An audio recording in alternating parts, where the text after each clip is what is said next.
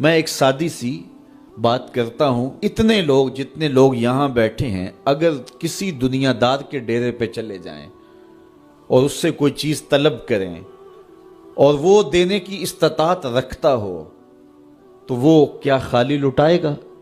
وہ کہے گا اتنے لوگ آگے ہو تو ڈیرہ داری کی شان کے خلاف ہے کہ میں ان کو خالی لٹاؤں۔ تو جب یہ دنیا دار خالی نہیں لٹاتا تو رب کیسے خالی لٹائے گا؟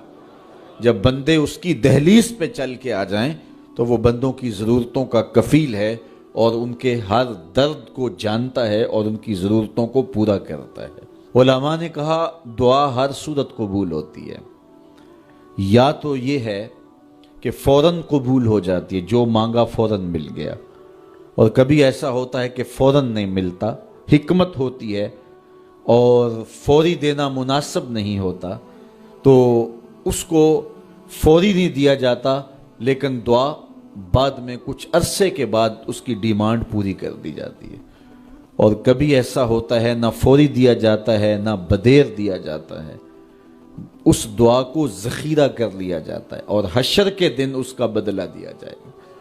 اور روایت میں آتا ہے حشر کے دن جب ان دعاؤں کا بدلہ دیا جائے گا جن کا بدلہ دنیا میں نہیں ملا تھا تو لوگ آرزو کریں کہ کاش کہ دنیا میں کوئی دعا قبول ہی نہ ہوئی ہوتی، سارے صلے آخرت میں ملتے۔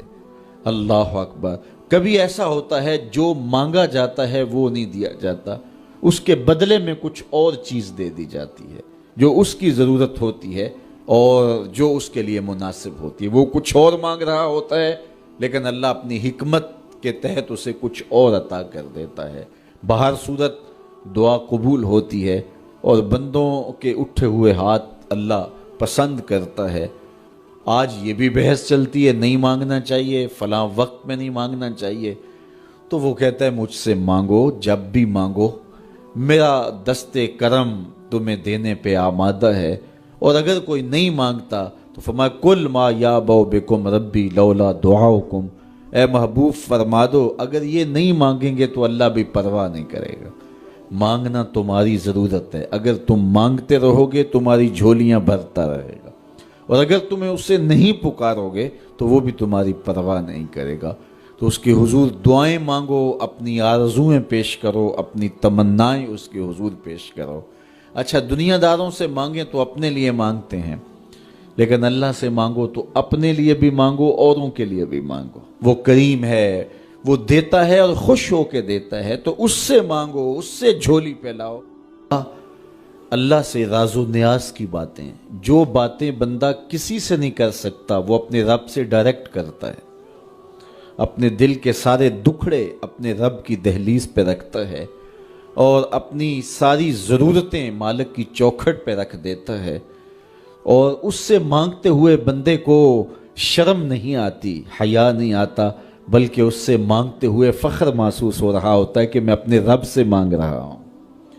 کسی اور سے مانگیں تو جھجک لگتی ہے، لیکن مالک سے مانگیں تو اپنائیت کا احساس ہوتا ہے کہ میں اس سے مانگ رہا ہوں، اس لیے کہ وہ ہمارا رب لگتا ہے، ہمارا اس سے ربط کتنا گہرا ہے۔ مسجد نبوی کا ایک کونا تھا اور ایک بندہ وہاں بیٹھ کے دعا مانگ رہا تھا۔ اس کے دعا کے لفظوں پہ غور کیجئے، اے اللہ میں تجھ سے اس لیے مانگتا ہوں کہ تو میرا اللہ ہے، تیرے علاوہ میرا ہے بھی تو کوئی نہیں۔